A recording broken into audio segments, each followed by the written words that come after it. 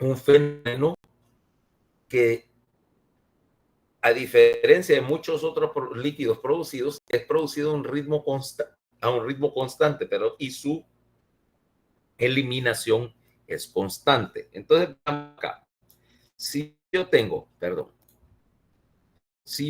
ahora líquido cefalorraquídeo, decíamos que teníamos un ritmo de producción constante a 0.35 cc por minuto, ¿ah? Lo cual equivale aproximadamente a 500 cc 4 horas, ¿va? ¿Cabal? Cabal. Y que la absorción de líquido cefalorraquídeo, por lo tanto, va a ser 500 cc en 24 horas, porque las dos cosas tienen que mantenerse iguales para que el precio se mantenga igual. ¿Por qué estoy tan seguro de esta absorción y este ritmo de 5 cc por minuto es constante a partir más o menos de los 2 años? Porque este no depende de su mecanismo secretor de filtrado del plasma, depende de un mecanismo de síntesis de líquido. Y quiere decir que normalmente lo que yo tendría en la mayoría de líquidos, por ejemplo, saliva, es que yo tengo un vaso sanguíneo y que la célula productora filtra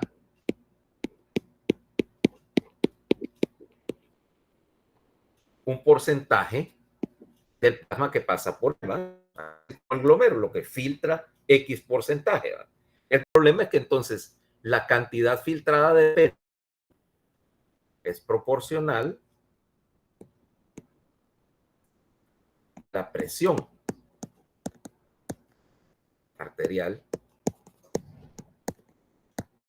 Si eso sucediera con el líquido cefalorraquídeo, la presión de perfusión y la producción de líquido estaría variando con consecuencias bastante desagradables, porque, repito, muy pocas cosas le gustan menos al cerebro que su y de las pocas que le gustan menos es que vos se le esté subiendo y bajando y que le esté haciendo a la presión intracraneal como que es acordeón de banda mexicana, ¿va? Créeme que eso es desastrófico. Pero si yo tengo un mecanismo para producir un líquido a una cantidad constante, ese problema está resuelto, porque entonces ya la producción es independiente de la presión arterial. Solo depende de la actividad del mecanismo que produce. ¿Y qué mecanismo vamos a usar ahí? A ver. Johnny, ¿cómo producir líquido cefalorraquídeo sin tener que filtrar?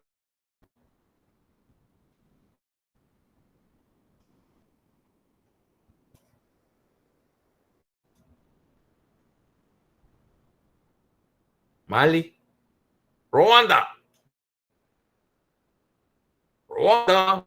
Es que no sé. Es que no sé, diga no sé, entonces. A ver, Soar vino hoy o se inundó Progreso de nuevo. Soa. Hoy sí viene. Ayer no es que venía en el bus. Ok. Entonces, ¿cómo producís líquido cefalorraquídeo sin tener que filtrar plasma?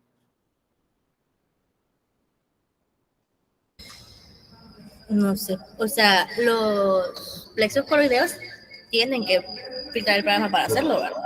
Entonces no se produce. Claro. Pero ¿cómo? Agua sintética. Ah, pero eso se le tiene que meter al paciente, pues. Uno no lo produce. No. Yo produzco agua sintética, 0.35 cc por minuto. ¿Cómo? Porque tenés una reacción muy bonita.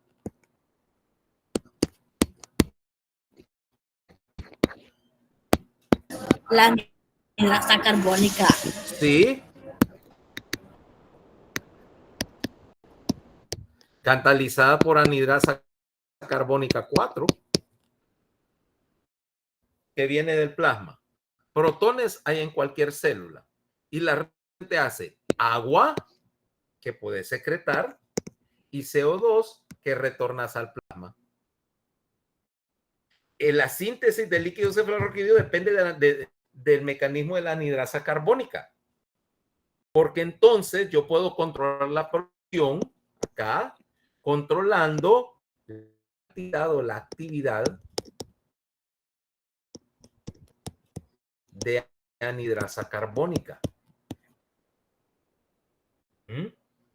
Y que entonces el mecanismo de regulación de presión depende sencillamente que tengas la enzima. Los componentes los tenés. Ajá. Doctor, ¿y entonces cómo se responde a cambios en la producción de carbonato o en la reserva de carbonato?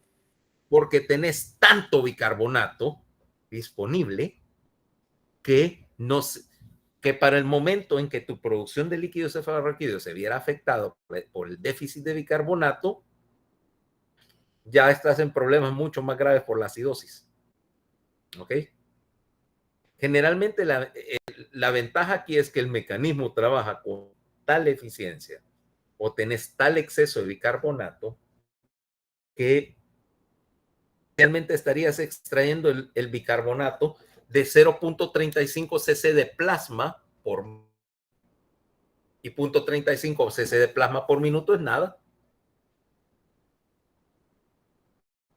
Se te acabara el bicarbonato, que bajaras el bicarbonato, vamos a decir a un valor esencialmente incompatible con la vida, o casi incompatible por la vida, de 8.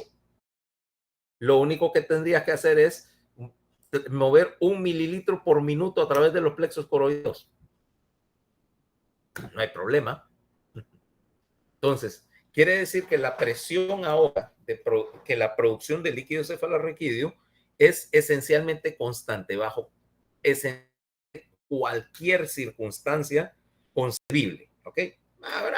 Podrás decirme algún caso donde la producción baja, pero si la producción de líquido cefalorraquídeo baja, lo único que va a pasar es la presión intracraneal y se va a compensar haciendo expansión del volumen plasmático y el descenso de la presión intracraneal incluso a presión atmosférica no es molesto. Los pacientes cuando tienen presión intracraneal muy baja tienen una cefalea bárbara y mareados, pero no es nada que los ponga en peligro.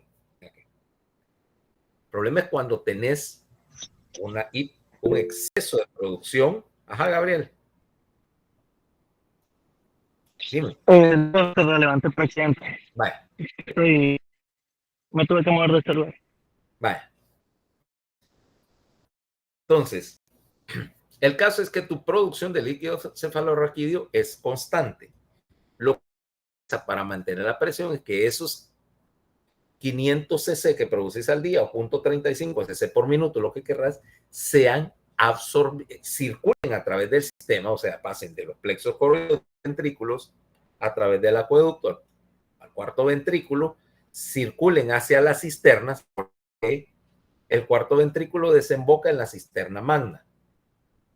Y para darle vuelta al espacio subaracnoideo espinal, y que también desemboca en la cisterna del ángulo punto cerebral a través de los agujeros de Luschka, circula alrededor del encéfalo, bañando el encéfalo a través de las cisternas y va a parar al plexo coral, a la granulación aracnoidea.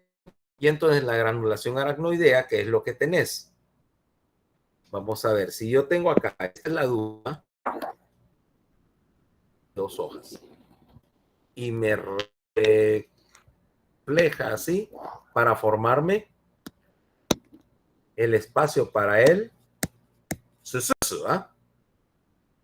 En azul el subaracnoideo rodeando al encéfalo, ¿sí? Espacio subaracnoideo. Aquí está brain, ¿va? El brain. Entonces, este líquido cefalorraquídeo, ahora vamos a la idea de la producción. El hecho de que tenés una ligera presión positiva viniente de un componente de la presión arterial, más la producción de líquido cefalorraquídeo, más la presencia de un encéfalo, me generan una presión, ligera presión positiva, que es la famosa presión intracraneal, que es lo que venimos a discutir. ¿Cuántos son los valores normales de la presión intracraneal?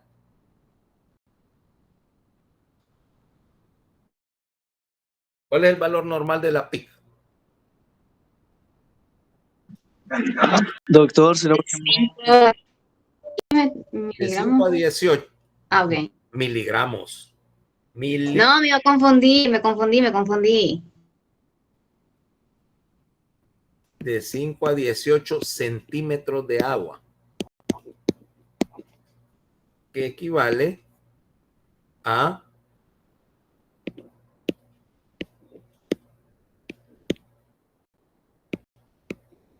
3 milímetros de mercurio. Fíjate, 5 a 18 centímetros, perdón, digo, de 5 a 13 milímetros de mercurio, perdón. Aproximadamente, perdón, de 4 a 13 milímetros de mercurio o de 5 a 18 centímetros de agua. Ahora, nosotros medimos la presión intracraneal usualmente en centímetros de agua en vez de milímetros de mercurio por una razón que es lo más fácil de leer. ¿Cómo se mide la presión en un paciente? A ver, Alan, ¿cómo crees que se hace? Doctor, para evaluar la presión intracraneana podemos palpar lo que viene siendo el ojo. Sí, pero eso no es un valor objetivo. Y No, eso es lo pero- que tenía la presión intraocular, porque yo puedo tener un glaucoma y el ojo duro como una pelota de billar, y ese ojo se puede joder precisamente por el glaucoma, y la presión intracraneana no tiene nada que ver ahí. Tendría que ser función lumbar. Entonces, Exactamente. Agarras, haces una punción lumbar, entiéndase con el paciente acostado para que esté al mismo nivel, para que no haya presión por el desnivel. Y entonces, lo que se es lo siguiente. Vamos a ver.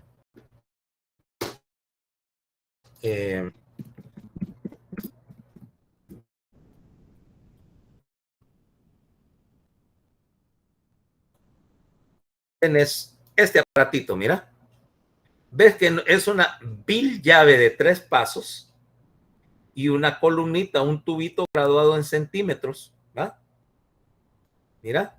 Entonces, cuando yo punciono, abro acá y la presión del líquido hace que suba en la columna del líquido y que entonces, como está graduada en centímetros, pues lo medís directamente. Centímetros de agua. Y de hecho vas a ver que con el ciclo respiratorio, el manómetro tiene que oscilarte así un poquito, como un centímetro de agua, reflejando la presión intracraneal. Así de simple. O sea, de hecho a veces y si no tenés a veces no tenés el manómetro eso, entonces ¿sabes qué haces? Te buscas una llavecita de 3 bios y una tubería de suero común y corriente, entonces la cortas, y una regla de escuela, está medido en centímetros de agua, o sea,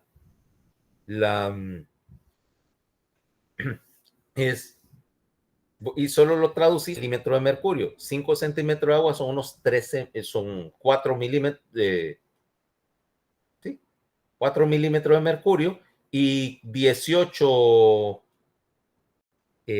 centímetros de agua son aproximadamente 15 milímetros de mercurio, más o menos, ¿no? Entonces, para que tengas una idea. Y la presión, otra manera de que lo pudieras medir, pero obviamente más sofisticado, es que pasaras un catéter al ventrículo y la midieras con la misma colocación intraventricular, ¿va?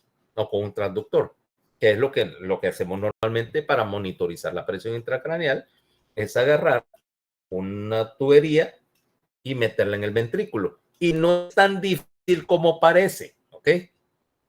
Es más, poner un transductor ¿cómo se llama? Una sonda ventricular es algo que puede hacer un residente de primer año de cirugía o un interno si yo le enseño, ¿no? No es que le vaya a enseñar así a todo mundo, porque claro,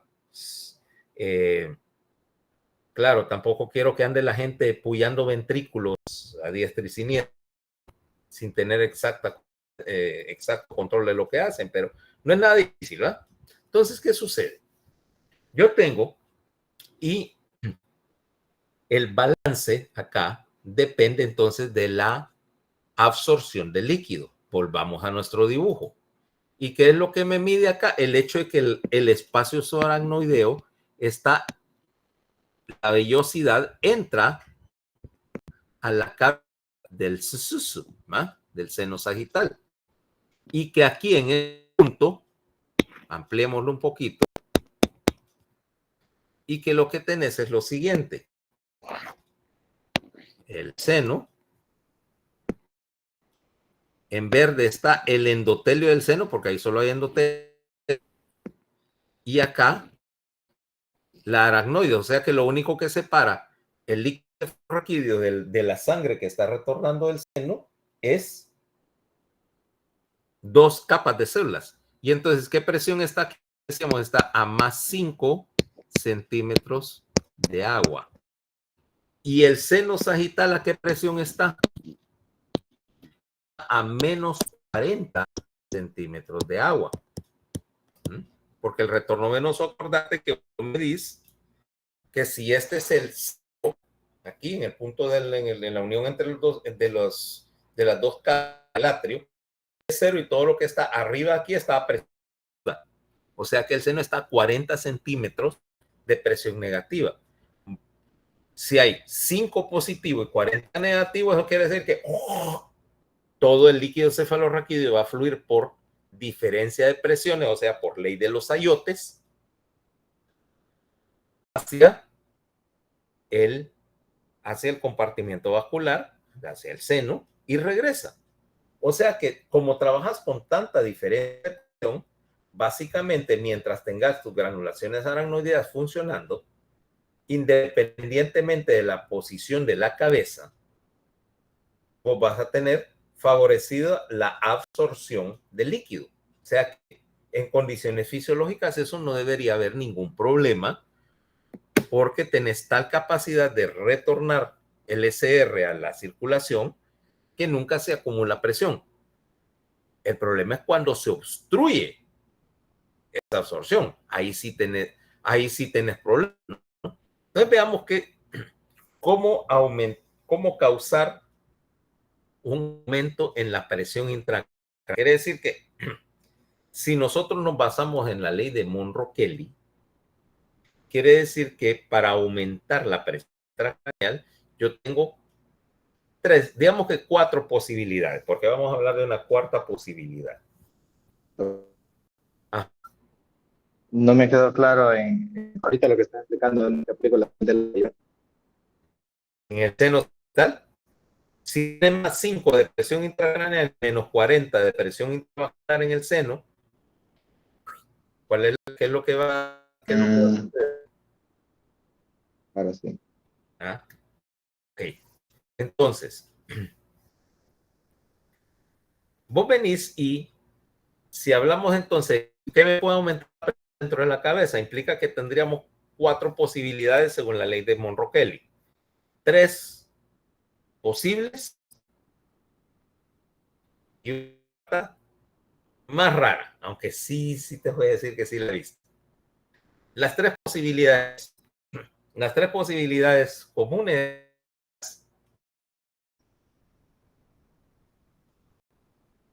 un aumento de uno de los 3 componentes.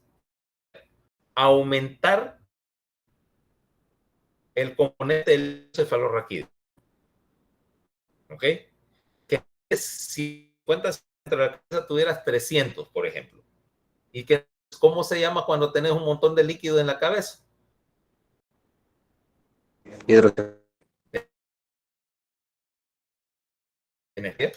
Por cualquiera de sus causas. Puede ser, y aquí la hidrocefalia, de hecho, puedes clasificarla también en 3 posibilidades que dan hidrocefalia. La primera es que tengas un trastorno que te aumente la producción de líquido cefalorraquídeo. Y ese es el 1, que es un tipo de tumor raro que que se llama papiloma del plexo coroideo. Ahora, el papiloma es un tumor de niños generalmente. Es rarísimo ver un papiloma de plexo en adultos. Creo que una vez he ocupado con uno, pero son tumores de niños pequeños. ¿Okay? Y dicho sea de paso, en los niños pequeños esta dinámica cambia porque acordate que los niños tienen la fontanela abierta todavía. Si tiene un niño de menos de un año y tiene la fontanela abierta, el contenedor es flexible. ¿Ok? Y entonces, ¿qué pasa cuando tenés un montón de líquido en la cabeza y un contenedor que está abierto y flexible? ¿Qué le pasa a los niños? La cabeza se agarra. Terminan con una cabeza así, ¿va? Pero la presión intracraneal no cambia dramáticamente porque sencillamente si les crece el volumen, también baja. Entonces decimos hidrocefalia o masa cerebral con fontanela abierta. Y es bien que van a morir por una descompensación de la presión intracraneal. Claro, la expansión esa va dañando la corteza y entonces lo que tenés cuando tenés un hidrocefálico muy grande es que jodiste la corteza. Si dejaste que llegara a ser aquel gran melón de exportación, ¿va? Pero bueno, eso no nos interesa ahorita porque estamos hablando más de los 2 años ya cuando el cráneo se cerró. En la primera entonces decimos hidrocefalia, creció el volumen líquido cefalorraquídeo porque produce demasiado, cosa rara, porque el líquido no se está, sus pasajes del líquido están bloqueados y no llega a sus sitios de absorción, o sea, cualquiera de las hidrocefalias obstructivas, ¿no? Por bloqueo del acueducto, por bloqueo de un agujero de Monroe, por bloqueo de las cisternas de la base, que es la causa más común de hidrocefalias obstructivas en adultos, ¿no? Por ejemplo, tuviste una hemorragia subaracnoidea y la sangre te bloqueó, se formó un coágulo, te bloqueó, qué sé yo, el acueducto y entonces tenés una hidrocefalia. O tenés sangre en todas las cisternas de la base y ya sea el coágulo o la reacción inflamatoria que genera, que es violenta, te fibrosa la cisterna y entonces tenés una obstructiva. ¿Ah? O porque tenés un trastorno de la absorción. Y entonces todas esas granulaciones aracnoideas que tenés ahí arriba se bloquean por cualquier causa, por reacción inflamatoria, por infiltración tumoral, por sangrado, que es lo más usual, ¿verdad? Por la sangre llega a la granulación aracnoidea esa, la coagula, la obstruye y entonces lo que tenés es un acúmulo de líquido. Aumenta la cantidad de líquido, entonces aumenta la presión.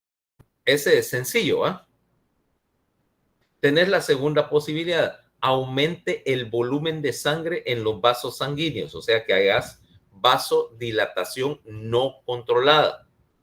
Porque es cierto, yo tengo la potestad o la capacidad de hacer vasodilatación localizada en el sistema larva. En áreas del cerebro que necesitan más perfusión, reciben más flujo sanguíneo. Perfecto. Pero no en forma generalizada. ¿Y cuándo vas a tener vasodilatación generalizada en el encéfalo? En 2 circunstancias. Primero, ¿cuál es el principal estímulo vasodilatador en el sistema nervioso central? A ver si se acuerdan de su fisiología. ¿Sofía? ¿Cuál? ¿Uno a la vez? ¿El qué? El CO2. El CO2, o sea, cuando tenés hipercapnia severa, vas a hacer vasodilatación encefálica y la consecuencia es aumento de la presión intracraneal. 1. 2. La autorregulación del flujo implica que en condiciones normales tu presión arterial promedio no influye en la presión intracraneal porque no afecta el flujo sanguíneo cerebral. O sea, mira qué es lo que pasa. Presión arterial media entre 50 y 150. Mientras más sube la presión arterial, vos controlás la vasodilatación o la vasoconstricción acá para que tu flujo sanguíneo cerebral y tu presión intracraneal se mantengan constantes independientemente de cuánto es su presión arterial media. Ahorita puede ser 120/80 y tu presión de perfusión cerebral está igual. Puede ser 160/100 y está igual, pero hay un punto cuando la presión arterial media sube demasiado que se pierde la autorregulación del flujo cerebral y entonces lo que sucede es que ahí los vasos sanguíneos pierden el control y ves que la presión intracraneal y el flujo cerebral empiezan a subir en dependencia de la presión arterial, que es lo que sucede en las crisis hipertensivas. Cuando tu presión arterial se descontrola y entonces empieza a afectar tu presión intracraneal y tener las manifestaciones neurológicas de una crisis hipertensiva cerebral. Okay. O un caso específico, que ese sí lo deben de saber. En los niños pequeños, particularmente, mientras más te puede pasar incluso en jóvenes hasta tu edad, 21, 22 años, todavía lo he visto pasar, pero ocurre más en niños. Cuando te golpeas la cabeza, a veces haces que el trauma hace que temporalmente se pierda la regulación cerebral, es vasodilatación en todo el encéfalo, generalizada como respuesta al trauma.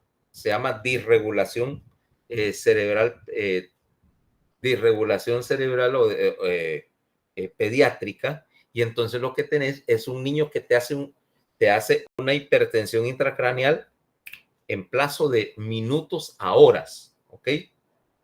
Y que entonces básicamente lo que hace es vasodilatación total y aumento de la presión intracraneal. Los niños se deterioran bien rápido.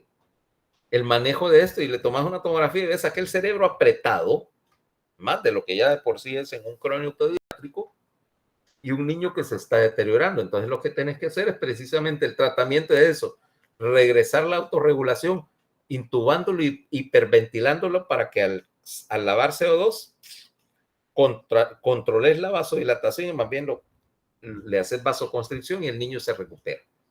Normalmente lo tratas a tiempo. Mira, son de esas cosas que le sacan carrera a cualquiera. Porque vos tenés un niño, no, se golpeó la cabeza, a veces es un trauma menor. Llega, no pierde la conciencia en el momentito, lo llevan al hospital en plazo de 2 horas, está en full coma, ¿ok? Está full en coma. Y que entonces vos decís, no, ya te das cuenta, no, esto es una disregulación cerebral, intúbenlo y ventílenlo. Lo ponen a hiperventilar. Al día siguiente, ya que se recuperó, porque eso dura unas cuantas horas, al día siguiente lo estubas y cuando lo estubas el niño está despierto y entero, como si nada le hubiera pasado. Pero es porque tenés un aumento brusco del volumen vascular cerebral. Entonces tenemos causa número 2,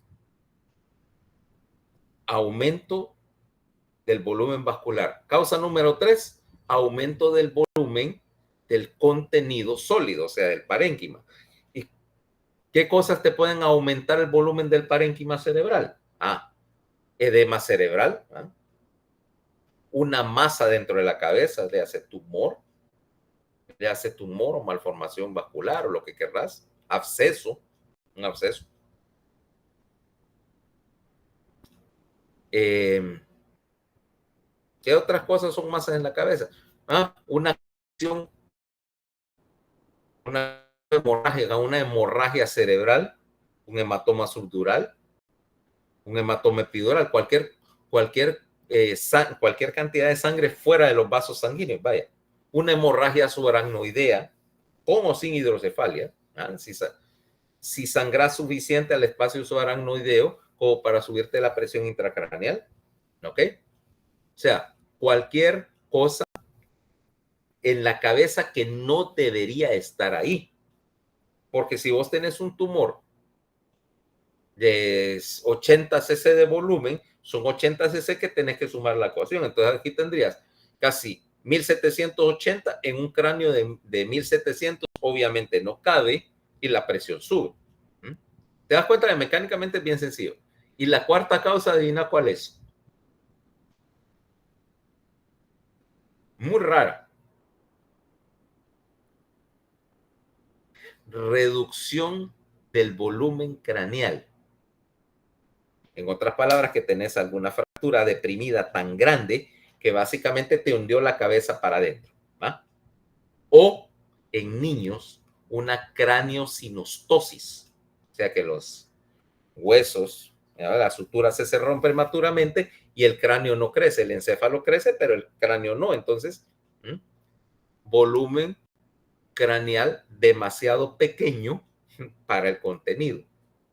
Rara vez lo haces porque lo vas a ver solo cuando está sinostótico casi todo el cráneo, lo que llaman una pansinostosis, y esa no es muy común, pero puede suceder. Y todos los niños con craniosinostosis tienen un poquito de subida de la presión, aunque la mayoría no es significativa. Ajá, Carlos, ¿qué vas a preguntar? Quería preguntar, doctor, si en esa categoría también podría entrar un neurocisticerco o cualquier bacteria o infección que ataque directamente el cerebro. Bueno, neurocisticercosis nunca tenés suficiente, los quistes en sí no tienen suficiente volumen para generarte un compromiso mecánico. Pero una infección sí, una encefalitis, una meningitis, porque hace ese edema cerebral, el cerebro se inflama. Ahí sí, pero entonces cae en la tercera categoría. Parénquima cerebral aumentado de volumen. En la cisticercosis, la mayor parte de las cisticercosis, cuando hay hipertensión intracraneal, es porque se asocian a hidrocefalia. El quiste en sí no te causa volumen, pero puedes tener un quiste bloqueándote el acueducto, por ejemplo. O la reacción inflamatoria que crea el parásito te fibrosa, entonces tenés hidrocefalias comunicantes con fibrosis de todo el paquete cisternal o con fibrosis de las granulaciones, y entonces sí te causan hipertensión, pero por un mecanismo secundario. O sea, la causa básica sería hidrocefalia, aumento del volumen ventricular, del volumen de líquido, ¿ok? Entonces, ya que tenemos la idea de por qué están pasando las cosas, veamos qué es lo que sucede cuando hablamos decíamos, de volumen aproximadamente unos 150 mililitros, ¿va? Entonces, ¿qué decimos? Lo importante acá es el hecho de que cuando vos tengas aumento de la presión intracraneal, hay un parámetro que es el que primero se friega y es la perfusión. ¿Por qué? Porque a mí no me interesa cuál es la presión arterial promedio, me interesa la presión de perfusión cerebral.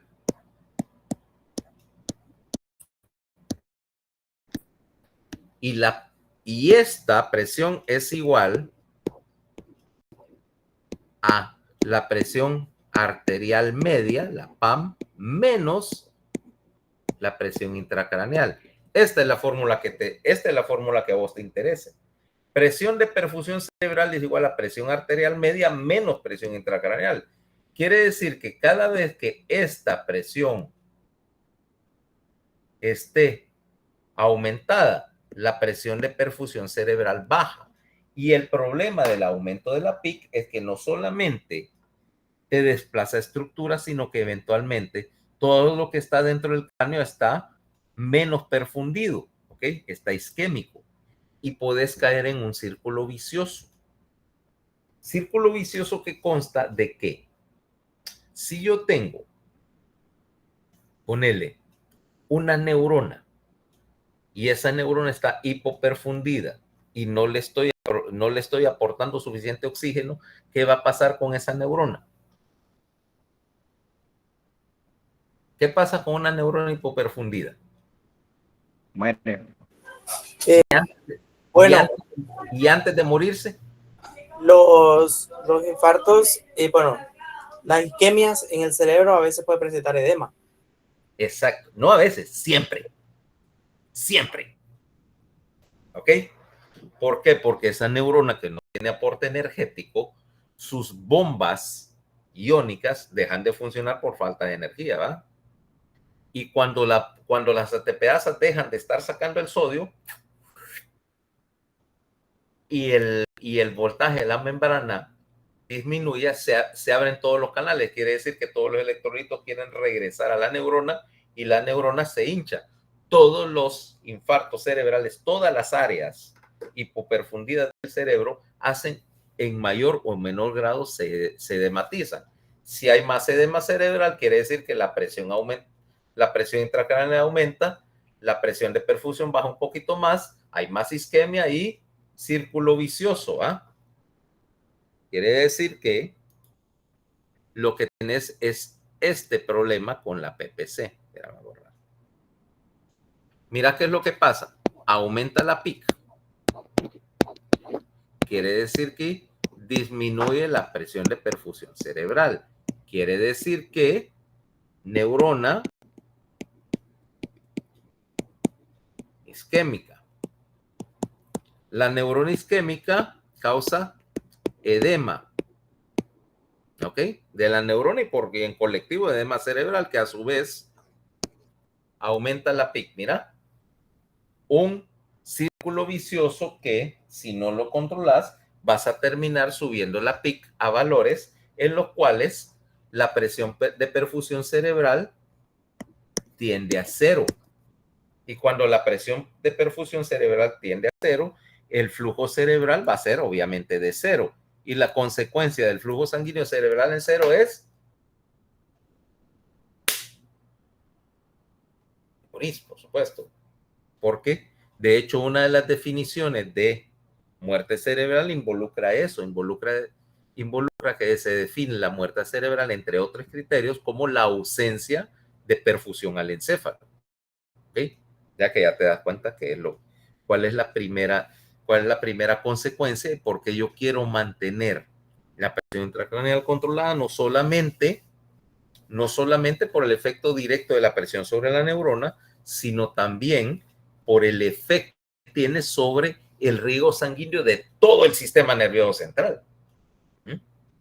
Si yo friego el riego sanguíneo, por mucho que después logre controlar la presión intracraneal, no voy a poder sacar a ese paciente del agujero.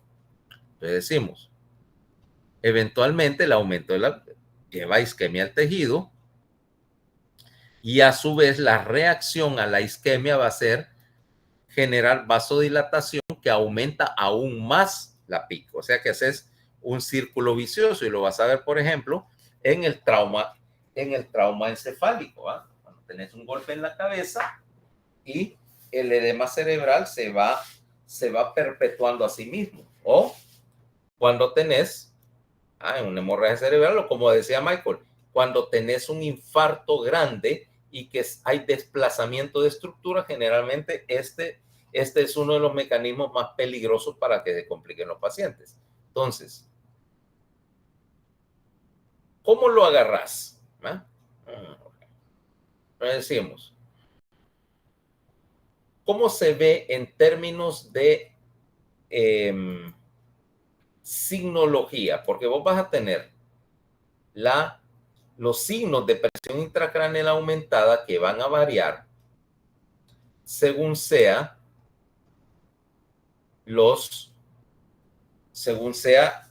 la severidad o la fase en que estás, porque no todos los pacientes con hipertensión intracraneal van a caer inmediatamente en coma, ¿no? O sea, esto es un, ¿cómo se llama? Esto es un efecto signos de inicial a signos de presión intracraneal descompensada, ¿ok? Y la segunda es donde vos no querés llegar, ¿ok? Acordate lo que siempre te he dicho.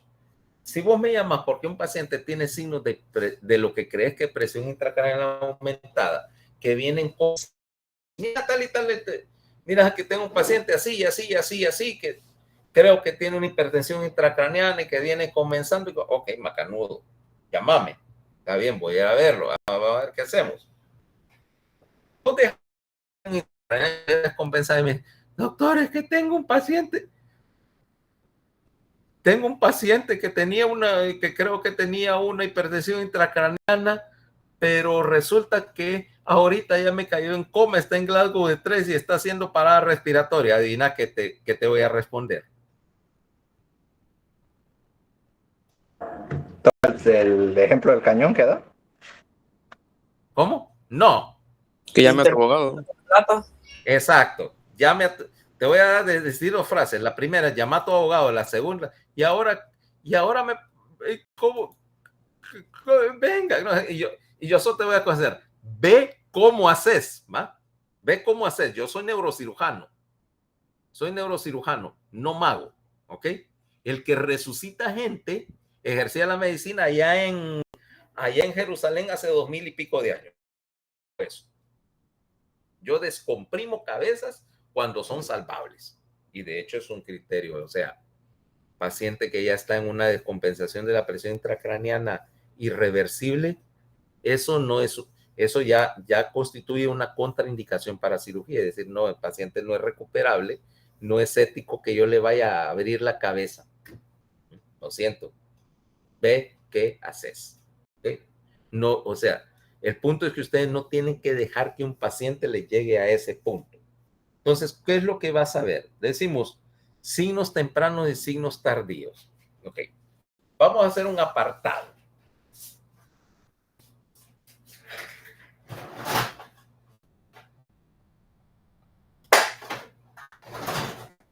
Vamos a hacer un apartado cuando se refiere que esto que estamos hablando es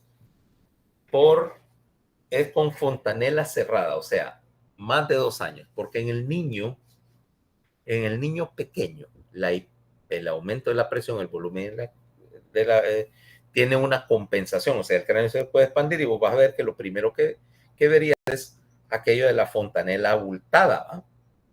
Y los signos de una hidrocefalia en el niño, pero esos no son peligros, sino que veamos. Tempranamente, ¿qué es lo primero que te llama la atención? Es la cefalea.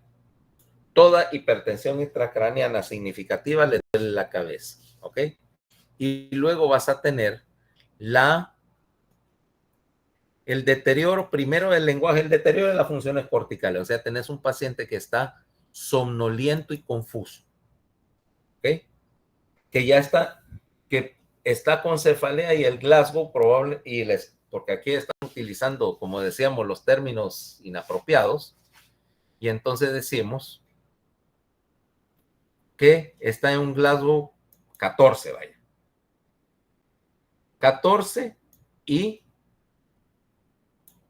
con algún deterioro de las funciones superiores. Progresivamente vas a tener que una pupila lenta. Fíjate que no necesariamente es asimétrica, pero cuando la presión intracraneana va subiendo, la respuesta pupilar se hace lenta. ¿Okay? No necesariamente está dilatada, pero vos ves que aquella pupila que debería reaccionar inmediatamente a la luz está lenta. A veces las dos se contraen, pero una más rápido que el otro. O sea, una pupila que está asimétrica, pero luego se normaliza. O una pupila que se contrae y luego se vuelve a dilatar. O sea, le tenés la luz y ves que hace esto. Se contrae y luego se dilata. ¿Ah? Lo que llaman un hipus pupilar. Una pupila que está haciendo esto. Eso es un signo de hipertensión intracraneana a punto de irse por el barranco. ¿Okay? La otra, cuando un paciente está en hipertensión intracraneana, va a intentar compensarse él solito. ¿Y cuál es la única opción que tiene para compensar la presión intracraneal? Es cambiando el ritmo respiratorio. O empieza a hacer una respiración de Cheyne-Stokes o empieza a hiperventilar. O sea, está hiperventilando, está haciendo algo parecido a una respiración de Kussmaul porque está queriendo lavar CO2 y hacer vasoconstricción él solito. Obviamente él no lo sabe conscientemente, pero es una respuesta del sistema nervioso central a la, ¿cómo se llama? A la hipertensión intracraneal. El otro cambio que vas a tener es la presencia de, ya más tardíamente, un compromiso mayor de la conciencia. O sea, cuando ya tu paciente está con GLACO debajo de 13 o para abajo y deteriorándose, y conste, cuando tenés una descompensación de la PIC, vos vas a ver que el paciente está aguantando 14, 13, 12, 12, de un solo. Cuando tenés un desplazamiento de estructuras en el encéfalo, en particular en la fosa posterior, la conciencia te puede caer así, o sea, de estar despierto, aunque desorientado, o sea, un GLACO 13, a estar en coma profundo en cuestión de unas pocas horas. Por eso es que vos no tenés que esperar a que el paciente no esté consciente o no esté despierto para sospechar hipertensión intracraneana y dar el grito. Acordate, hipertensión intracraneana descompensada debe darte el mismo nivel de alerta que una obstrucción de la vía aérea, que un infarto masivo. O sea, usted pegue el grito. Preferible que el neurocirujano lo regañe. Porque según vos tenía hipertensión intracraneana y no la tenía, y tener que aguantar al neurocirujano y no esperar a que las cosas deterioren y tener que aguantar al fiscal, porque en eso termina si vos dejas que caiga en coma. El asunto terminas en los tiernos brazos del fiscal. Esos hijos de puta no hay manera de quererlos, ¿va? A mí todavía, pero a los fiscales no hay manera de quererlos. Entonces, deterioro de la conciencia es un signo ya mayor de la confusión o de la desorientación, un signo tardío. Eventualmente, cuando tenés pupilas que se dilatan, después veremos que hay más detalles, que se dilatan, eso implica disfunción de la porción caudal del tallo, disfunción vulvar, y eso es un signo bien tardío, ¿ok? Los deterioros motores no te van a orientar, aquí hay un error conceptual. La presencia de un déficit motor no te apoya ni a favor ni en contra de un aumento de la presión intracraneal, ¿ok? Pero sí es importante esto, vómitos, el famoso vómito en proyectil, ¿ok? ¿Por qué vomitas durante el aumento de la presión intracraneana? ¿Cuál sería el mecanismo? ¿Cuál sería la lógica de eso? La compresión del núcleo encargado del vómito, el tallo. Fíjate que no. Cuando vos estás vomitando, estás echando para afuera ácido, ¿cabal? Estás vomitando ácido clorhídrico, ¿no? Resultado, si yo vomito suficiente, caigo en alcalosis. ¿Ya? Bueno, hay dos cosas. Primero, antes de vomitar, ¿qué haces antes de vomitar? Tengo náusea y empiezo a sentir los síntomas de mareo y malestar en general. Y empezás a tener arcadas, que es una forma de hiperventilación, ¿no? Estás hiperventilando y luego vas a vomitar una buena cantidad de ácido. Si vomitas ácido, ¿en qué caes? Si vomitas suficiente ácido, ¿en qué caes? Alcalosis. Y la alcalosis. Y la alcalosis a vos te da igual que sea respiratoria o metabólica, porque el efecto es el mismo, es disminuir la PCO2 y hacer vasoconstricción. El vómito es un intento reflejo para inducirte una alcalosis, bajar los niveles de CO2, por el desplazamiento de esa reacción CO2-bicarbonato y bajar la presión intracraneal porque el descenso del CO2 ya sabemos que te causa vasoconstricción y mejora la PIC. ¿Ok? Y la tercera es la respuesta para tratar de mejorar la perfusión, la famosa respuesta de Cushing. Hipertensión, bradicardia y alteraciones del ritmo respiratorio. La tríada de Cushing, que esta es el indicativo más notable de hipertensión intracraneana. decíamos, tríada de Cushing. Hipertensión arterial, bradicardia y trastornos respiratorios.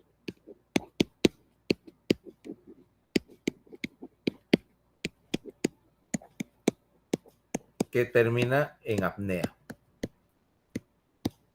Esta es la marca característica de la hipertensión intracraneana. ¿Ok?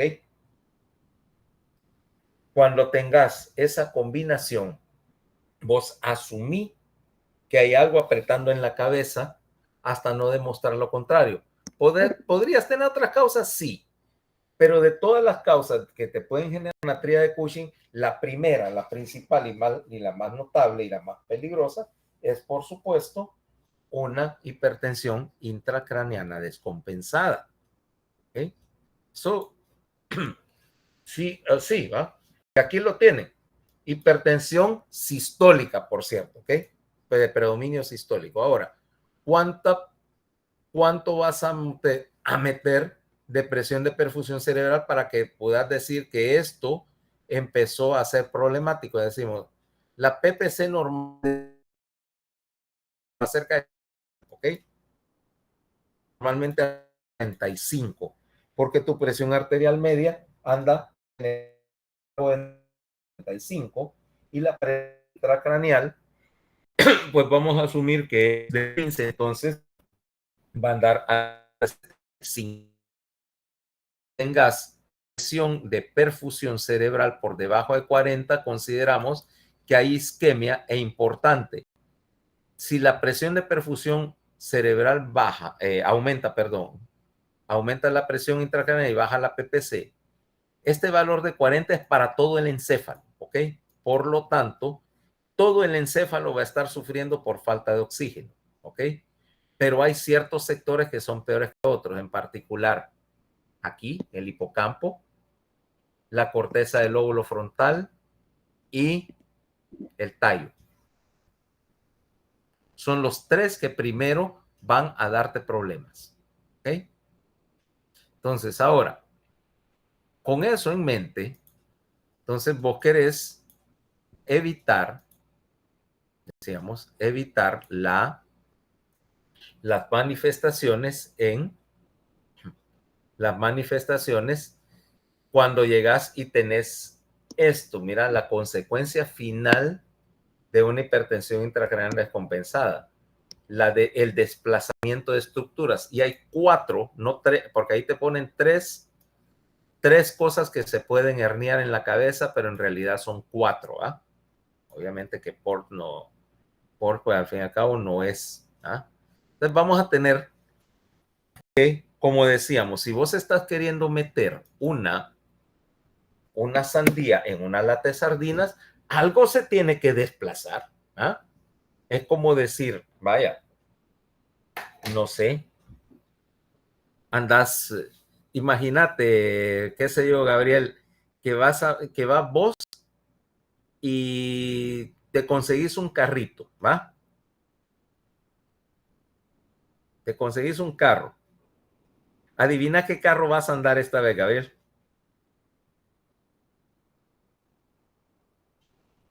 ¿Qué carro le convendría a Gabriel, considerando su tamaño? Spark. Ok, está bien. Yo iba a decir un Cherry Cucú, pero es un Spark. Ok, ahora metes a Gabriel. Metes a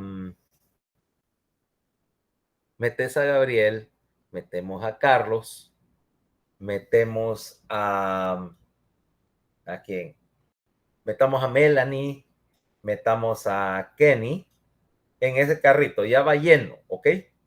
Entonces, pero suponete que vengo yo y le digo, en ese carrito lleno y digo, dame jalón, ¿qué va a tener que pasar? Para que me puedan dar jalón.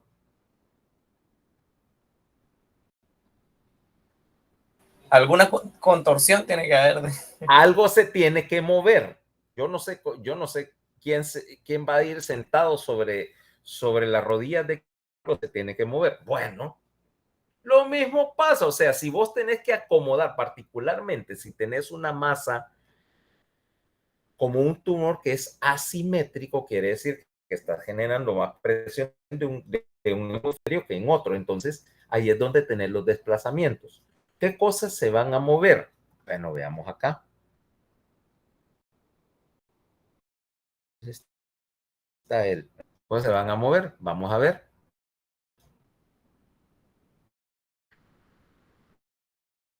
Primer lugar, aquí, que la pongal, aquí donde estoy, 1, se desplaza lado del cerebro, lo que llamamos una herniación subfalcina, y que ves que el ventrículo de este lado, el ventrículo en este lado sería el izquierdo, se metió para la derecha, entonces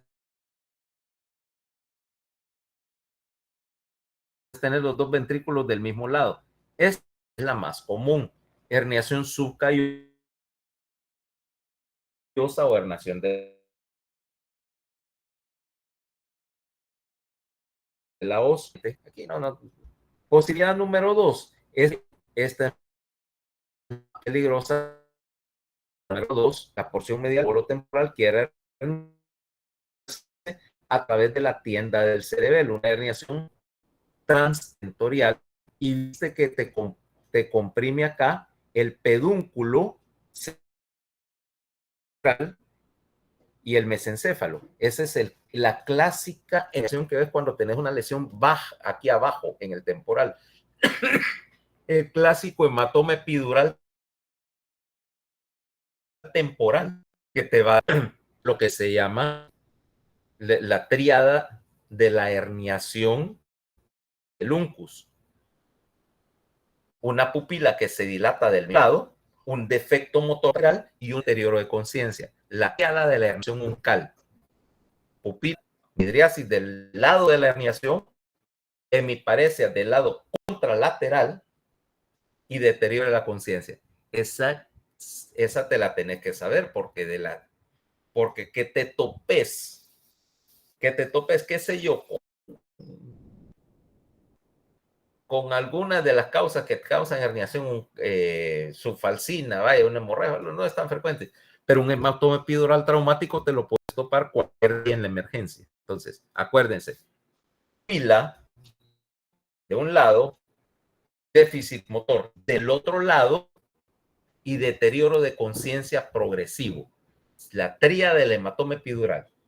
Y esa tríada es la que te digo que vos tenés que saberte, porque vos operás en tiempo un hematoma epidural, mira, particular en niños, es la cosa más, es de esas cosas que te gusta ver que pase. O sea, metes un niño con un epidural de grado de 9, 10 al quirófano, ahorita a las 11 de la mañana, lo operaste, lo descomprimiste, lo vas a ver al mañana a las 7 de la mañana en la UCI, y el niño está sentado viendo los muñequitos.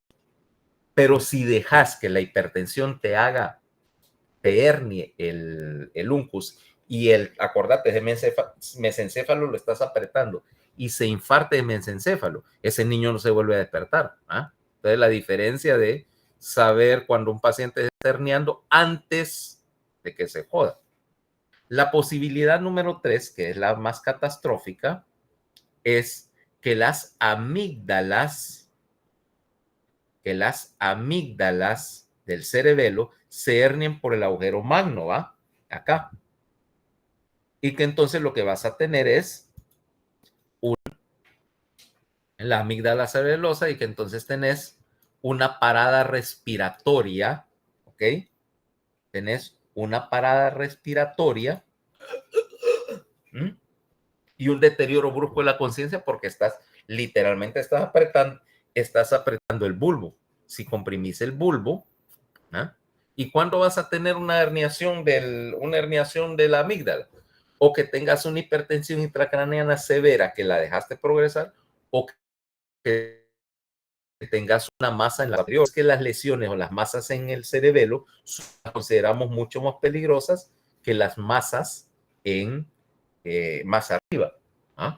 o en una hidrocefalia descompensada cuando la presión subió tanto que las amígdalas se bajaron, que generalmente lo que va a pasar es que es un paciente que estaba deteriorándose, vamos después, cuando hablemos de deterioro de la conciencia, después vamos a hablar de eso, y que primero se decorticó, luego se descerebró, y que por último te hizo una parada respiratoria y te dilató pupila.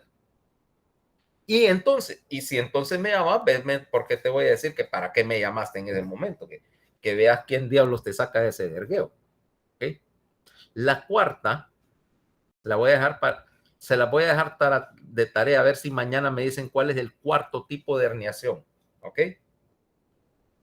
Mañana vamos a terminar de ver un poquito, de ver un abordaje racional, cómo manejar o cómo abordar una hipertensión intracraneana y ponernos a ver trastornos de la conciencia. Entonces váyanse a leer la fisiología de la conciencia, ¿ok?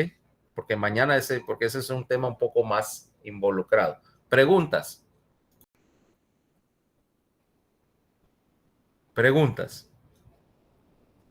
Ok. Entre otras cosas, con respecto a los trabajos, recuerden, la hora límite mañana para entregarme los trabajos va a ser a las 5 de la tarde. Mañana, Sofía, dime. Sí, yo tengo una pregunta. Ajá. Es sobre la triada de Cushing. Usted dijo que habían alteraciones respiratorias que culminaban en apnea. Sí. Pero ¿cómo se manifiestan esas alteraciones respiratorias? Puedes tener o una respiración de Cheyne-Stokes o una respiración de Kussmaul o una respiración irregular que termina en pausas de apnea. Ok. Gracias. Ok. Bueno, entonces a lo que estábamos. Entonces, mañana a las 5 de la tarde, yo les recomiendo que me manden esas cosas hoy por si hay algo todavía que cambiar, porque mañana lo que no esté recibido para esa hora ya no lo quiero. ¿Ok? 1. Dijimos 4, ¿va? Dijimos día 4, ¿correcto? Entonces, repitiendo, y que si el trabajo está muy malo, está incompleto, corren el riesgo de que yo no lo acepte. Y para hacer la presentación van a recibir un correo mío que diga, sí, está aceptado, está bueno, preséntenlo, o un correo que diga, no, esto no llena los requisitos. Entonces, mañana 5 de la tarde, les recomiendo que eso esté hoy. ¿Cabal? Si no hay nada más que decir, entonces nos vemos mañana. Listo, doctor. Bye. Bueno. Doctor, Ajá. yo tengo de motoneurona de antes. ¿Tenés qué de motoneurona de antes? ¿Cómo? No entiendo. Yo tengo bueno, más que una pregunta, es que yo he estado leyendo los temas de tanto de Guyton y de Harrison, pero no comprendo muy bien la parte de motoneurona. No sé si puedo leer de otro libro o qué libro me recomienda para intentar agarrarle. Bueno, yo te iba a decir que ¿de dónde leerlo? Si no lo agarras, sí, aparte de Guyton, busca, mira, la cuestión es que si está disponible, busca de tus libros de semiología. Hay un libro de semiología